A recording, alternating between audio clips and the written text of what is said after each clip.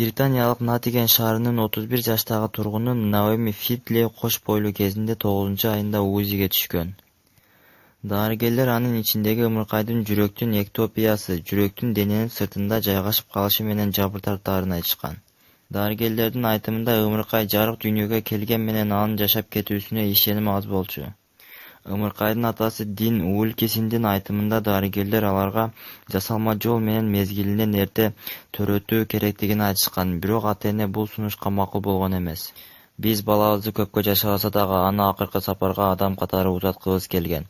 Төрөлө элек ымыркайыбызды өмүрүн кыя алмак эмеспиз, деп билдирген ымыркайдын атасы Дин. Дарыгерлердин айтымында маселе жүрөктүн туура эмес жайгашуусунда эле болбосо анын ден соолугу жакшы экендиги аныкталган.